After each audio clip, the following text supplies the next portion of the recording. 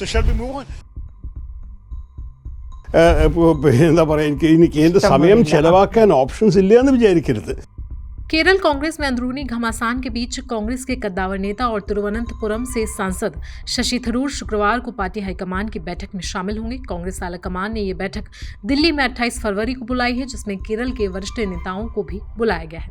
इस बैठक का मकसद राज्य में बढ़ती नाराजगी और अगले साल होने वाले विधानसभा चुनावों पर चर्चा करना है। गौरतलब है कि ये बैठक ऐसे वक्त पर हो रही है जब थरूर के हालिया बयानों से कांग्रेस खेमे में हलचल बढ़ गई। उनके मेरे पास और भी विकल्प हैं वाले बयान ने थरूर के पार्टी छोड़ने की अटकलों को तेज कर दिया गया था। इसी बीच अब थरूर का एक और बयान सामने आया है, जिसमें उन्होंने इन सारी अटकलों पर चुप्पी तोड़ी है और तो और आपको दिखाते हैं कि क्या उन्होंने बोला है। All heard the podcast. What was the controversy about? I'd love to know. I still haven't understood this controversy, frankly, because now that you've heard the whole podcast, can you tell me what your question is? I'm very happy to respond, but I have not said anything that's particularly.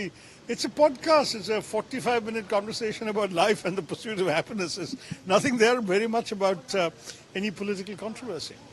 So shall we move on? I'm going to go and see the poor ASHA workers who haven't been paid for. Come and see them. Shashi Tharoor के इस बयान के बाद अब आपको हम वो पुराना बयान भी सुनवा देते हैं, जब उन्होंने कहा था कि कांग्रेस के अलावा मेरे पास और भी विकल्प हैं, क्योंकि उनसे पूछा गया था कि कांग्रेस में उनकी जगह क्या है। चलिए आपको पूरी कंट्रोवर्सी जहां से जिस पॉडकास्ट से शुरू हुई है वो पूरा बयान हम आपको सुनवा देते हैं. അതല്ല, ഇപ്പം കേരളത്തിൻ്റെ ചരിത്രത്തിൽ വളരെ അൺയൂഷ്വലായിട്ടാണ് ഒരു ഇൻകംബൻറ്റ് സർക്കാർ തിരിച്ചു വന്നത് ഈ കഴിഞ്ഞ പ്രാവശ്യം. അതിനുശേഷം ഇപ്പോൾ കോൺഗ്രസ് ഒരു ശരിക്കും പറഞ്ഞ ഒരു ഡു ഓർ ഡൈ ബാറ്റിലാണ് കോൺഗ്രസിന്. ഇപ്പോൾ ഒരു പ്രാവശ്യം കൂടി ഒരു തോൽവി. പക്ഷേ കോൺഗ്രസിലെ പല യങ് നേതാക്കന്മാരും ഇപ്പോൾ ഞാൻ സംസാരിക്കുമ്പോഴും അവർ അത് അത്ര വലിയ രഹസ്യമല്ലാത്ത രീതിയിൽ അവർ പറയുന്നുണ്ട്, ശശി തരൂർ എന്ന ഒരു ഫേസാണ് ഏറ്റവും പോപ്പുലറായിട്ടുള്ള ഒരു ഫേസ് കേരളത്തിലെ കോൺഗ്രസ്സിന്.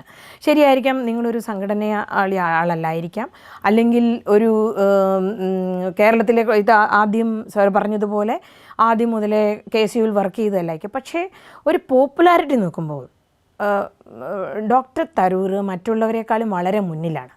അതിനെപ്പറ്റി എന്താണ് കോൺഗ്രസ് അത്തരം ഒരു സ്റ്റെപ്പ്, ഇതൊരു ക്രിട്ടിക്കൽ ടൈം ആയതുകൊണ്ടാണ് ഞാനിത് ചോദിക്കുന്നത്. ലിസ്, ഞാൻ ഒരു കാര്യം പറയട്ടെ. ഞാൻ എപ്പോഴും ജനങ്ങളുടെ ഒപ്പം നിന്നൊരു വ്യക്തിയാണ്. ഞാൻ ദേശീയ രാഷ്ട്രീയത്തിലും കേരളത്തിലെ രാഷ്ട്രീയത്തിൽ എപ്പോൾ പറഞ്ഞു നടന്നിരിക്കുന്നത്, നമുക്ക് നമ്മളുടെ സ്വന്തം പാർട്ടിക്കാരുടെ വോട്ട് കൊണ്ട് മാത്രം ജയിക്കാൻ സാധിക്കില്ല. അത് യാഥാർത്ഥ്യം തന്നെയാണ്. കോൺഗ്രസിൻ്റെ നാഷണൽ നമ്മൾ ഫിഗേഴ്സ് നോക്കിയാൽ എൻ്റെ കാലത്തിൽ ഞാൻ കണ്ടു കഴിഞ്ഞ 3 ഇലക്ഷനിൽ 19%, 19.5%, 19.6% കോൺഗ്രസ് കിട്ടിയിരിക്കുന്നത്. ഞാൻ എപ്പോഴും പറയും, നമുക്ക് നമ്മളുടെ പൂർണ്ണ പിന്തുണ തരുന്നവർ എപ്പോഴും ഉണ്ടാവും. അവർ മാത്രം മതിയോ? അവരോടൊപ്പം നമ്മൾക്ക് ഇത്രയല്ലേ കിട്ടിയിട്ടുള്ളൂ. നമുക്ക് വീണ്ടും ഒരു 25, 26, 27% കിട്ടിയാലല്ലേ നമുക്ക് ഭരണത്തിൽ വരാൻ സാധിക്കുള്ളൂ. അതുകൊണ്ട് നമ്മളെ ഇതുവരെ ഈ കാലത്ത് ഈ 10 വർഷമായിട്ട് പിന്തുണ തരാത്തവരെയും നമ്മൾ അപ്പീൽ ചെയ്യണ്ടേ.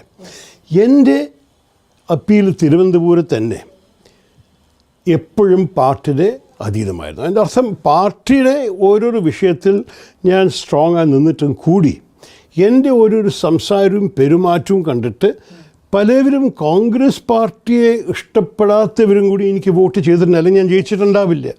അതന്നെ നമുക്ക് 26-ലും വേണ്ടത്. വെറും കോൺഗ്രസ്സിന് സ്വാഭാവികമായിട്ട് കിട്ടുന്ന വോട്ടുകൾ കിട്ടിയാൽ കോൺഗ്രസ് വീണ്ടും പ്രതിപക്ഷത്തിരിക്കേണ്ടി വരും. ഇത് സത്യം തന്നെയാണ്. അതുകൊണ്ടാണ് താങ്കൾ പറഞ്ഞു, താങ്കളോട് ഈ ചില കോൺഗ്രസ് പ്രതിനിധികൾ നിങ്ങളോട് പറഞ്ഞെന്ന് കേൾക്കുമ്പോൾ എനിക്ക് സന്തോഷമുണ്ട്. ഞാൻ തന്നെ സമ്മതിക്കുക, പലവരും എന്നോട് സംസാരിച്ചിട്ടുണ്ട്.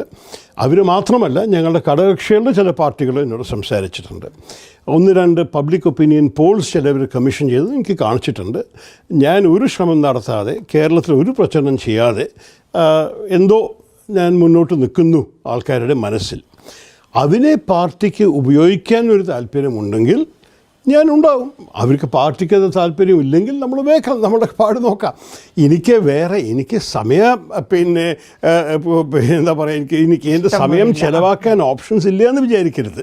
ആ ഓപ്ഷൻസ് എപ്പോഴും എനിക്ക് ഉണ്ട്. അതിന് ഞാൻ ചെയ്യുന്നുണ്ട്. എനിക്ക് എഴുത്തുണ്ട്, പുസ്തകങ്ങളുണ്ട്, പ്രഭാഷണങ്ങളുണ്ട്. ലോകം മുഴുവൻ ഓടി നടക്കാനുള്ള ക്ഷണങ്ങൾ വരുന്നുണ്ട്. ഞാൻ എത്രയാണ് എന്നെ ക്ഷണിക്കുന്ന കോൺഫറൻസ് പോകാൻ സാധിക്കാത്തത് കാരണം രാഷ്ട്രീയവും പാർലമെൻറ്റും ഒക്കെ ആയിട്ട്. അപ്പോൾ ഞാൻ ഈ രാജ്യത്തിൻ്റെ സേവനം ചെയ്യാനാണ് ഞാൻ തിരിച്ചു വന്നത്. ഞാൻ അമേരിക്കയിൽ സുഖമായി ഞാൻ ഐക്യരാജ്യസഭ വിട്ട ശേഷം കൂടി നല്ലോണം പണം സമ്പാദിച്ച് സുഖമായി ഇരിക്കുകയായിരുന്നു. ഞാൻ അതിന് വിട്ടു വന്നത് അതോ കോൺഗ്രസ് എന്നെ ചോദിച്ചു ഉടനെ ഞാൻ യെസ് പറഞ്ഞു. എന്താ കാരണം? तो कांग्रेस में बढ़ रही इस हलचल पर आपकी राय क्या है? हमें कमेंट सेक्शन में आप जरूर बताएं। साथ ही साथ देश दुनिया की बाकी खबरों के लिए भी आप बने रहें जनसत्ता के साथ।